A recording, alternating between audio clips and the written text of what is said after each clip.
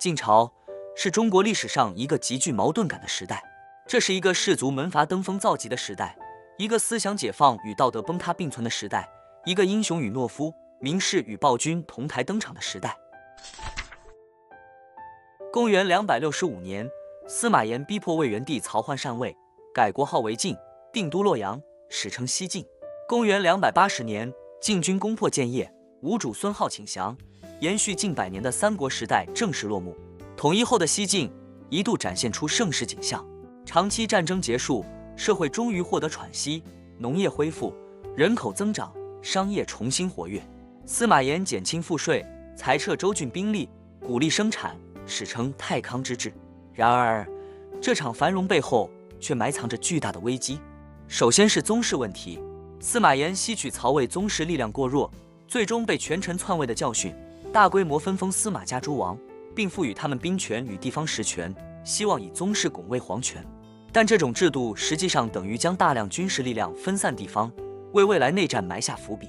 其次是门阀士族问题，自曹魏时期九品中正制推行后，士族豪门已逐渐垄断仕途。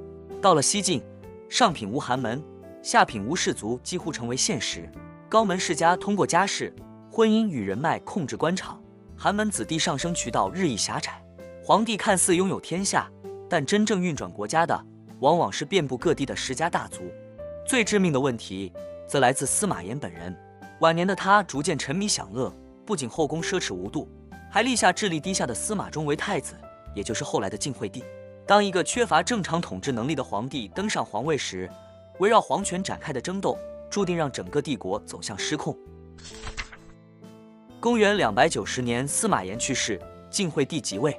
这位说出和不食肉糜的白痴皇帝根本无力掌控朝政，大权很快落入了皇后贾南风手中。贾南风性格狠辣，极善权谋，他先后诛杀辅政大臣与宗室成员，将朝廷变成自己的权力工具。然而，他的铁血专权也迅速激化了司马宗室之间的矛盾。随后，西晋进入了历史上著名的八王之乱，汝南王司马亮、赵王司马伦、齐王司马囧等8位宗室藩王轮番登场，彼此征伐。他们名义上是清君侧和护诸侯，实际上都是为了争夺中央控制权。这场混战持续16年，席卷整个北方，州郡反复易手，百姓惨遭劫掠，西晋脆弱的财政与军事体系迅速崩溃。为争夺兵源，诸王甚至引匈奴、鲜卑等异族武装入援中原，打开了潘多拉的魔盒。东汉末年以来，大量胡人已经逐渐内迁，匈奴、羯、鲜卑、氐、羌等民族被安置在北方边境与内地州郡，既承担劳役，也作为军事力量使用。和平时期，这种安排尚能维持，但随着西晋中央崩溃，这些军事集团迅速开始独立扩张。公元304年，匈奴贵族刘渊在山西起兵，建立汉赵政权，五胡建国的序幕由此拉开。此后数十年，北方诸族政权彼此攻伐，王朝走马灯般更替。羯族石勒见后赵，鲜卑慕容氏见前燕，氐族服氏见前秦，中原大地陷入旷日持久的战火。公元311年，汉赵大将刘耀、石勒率军攻破洛阳，俘虏晋怀帝，屠杀王宫市民3万余人，史称永嘉之乱。洛阳城被焚毁殆尽，无数珍贵的文化典籍毁于一旦。5年后，长安再度陷落，晋闵帝被俘受辱而死，西晋正式灭亡。西晋灭亡前后，大批北方士族和百姓扶老携幼，渡过淮河与长江迁往南方，史称衣冠南渡。这是中国历史上规模最大的人口南迁之一，也从根本上改变了南北方的经济与文化格局。公元317年，司马睿在建康重建晋室，史称东晋。然而，这个政权从诞生之初便权力失衡。司马睿出身偏远，声望有限，立国全靠南渡士族领袖王导、王敦兄弟的鼎力扶持。王导主政，王敦掌兵，时人戏称王与马，共天下。皇权与士族之间的脆弱平衡，从此成为东晋政治的基本底色。此后100余年间，东晋朝廷内部门阀势力轮番做大，王、宇、桓、谢4大家族相继主导朝政，皇权始终处于压制之下。尽管祖逖、庾亮、桓温等人先后北伐，意图收复中原，却因内部掣肘，粮草不济，或功败垂成，或虎头蛇尾。对于东晋士族而言，一个稳定的江南政权往往比真正统一天下更重要。于是，东晋始终陷入一种矛盾，他需要北伐维持正统性，却又害怕真正成功的北伐者打破现有的权力格局。公元383年，统一了北方的前秦皇帝苻坚，率领87万大军南下，企图一举消灭东晋，统一全国。他狂傲地宣称投鞭断流，以为可以轻易踏平江左。面对亡国危机，东晋朝野却展现出罕见的团结。执政的谢安镇定自若，派谢石、谢玄率北府兵迎战。北府兵由北方流民子弟组成，身怀复仇之志，战力极强。双方在淝水两岸对峙。谢玄利用苻坚轻敌心理，派人请求前秦军稍作后撤，以便晋军渡河决战。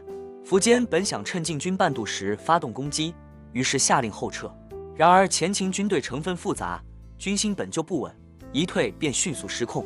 谢玄随即率精锐渡河猛攻，前秦军全面崩溃，溃兵在惊恐中风声鹤唳，草木皆兵，一路北逃，死伤惨重。苻坚本人也中箭负伤，狼狈逃回北方。淝水之战是中国历史上以少胜多的著名战役，它不仅挽救了东晋王朝的命运，保住了华夏文明在南方的一缕火种，其失败也导致了前秦政权的迅速瓦解，北方地区再次陷入分裂混战的局面。淝水大捷后，东晋的外部压力骤减，内部矛盾却加速激化。公元399年，孙恩、卢循领导的东南大规模农民起义几乎席卷半壁江南。紧接着，荆州军阀桓玄趁乱篡位，改国号为楚。那些空谈名士、盘踞高位的门阀老爷们，在真正的铁血刀锋面前毫无还手之力。而在镇压叛乱的过程中，出身寒门的刘裕逐渐崛起。他凭借卓越的军事才能，先后平定孙恩、卢循起义，又率军北伐，消灭南燕、后秦等政权，收复洛阳、长安等重镇，威望达到顶峰。若非后方政局不稳，刘裕甚至有可能提前结束南北长期分裂的局面。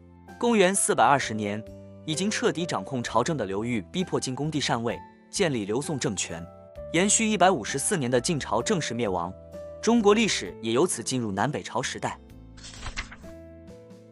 两晋虽然政治上积弱，文化上却绽放出奇异的光彩。这是一个思想解放、个性张扬的时代。王羲之写下《兰亭序》，奠定中国书法艺术巅峰。陶渊明归隐田园，开创田园诗传统。竹林七贤纵酒清谈，以放达姿态对抗礼法束缚。葛洪著抱朴子，推动道教理论发展。佛教则在乱世中迅速传播，易经与易学日渐兴盛。玄学的兴起是晋朝思想史上最重要的变化之一。世人厌倦汉代经学的繁琐与功利，转而以老子、庄子、周易为核心，讨论有无明教与自然等问题，追求超脱现实的精神自由。这种思潮深刻塑造了后世中国文人的气质与审美。与此同时，衣冠南渡带来的人口迁徙，不仅开发了原本相对落后的江南地区，也推动了北方民族与汉文化的深度融合。北方长期的民族融合与制度演变，最终为隋唐盛世的出现奠定基础。晋朝的历史是一曲盛极而衰的悲歌，也是一个关于制度、人性与命运的深刻预言。特权阶层的腐化，权力制衡的失效，精英与现实的脱节，这些让西晋轰然崩塌的痼疾，从未真正离开过人类历史的舞台。以上就是本期内容，点个关注，我们下期见。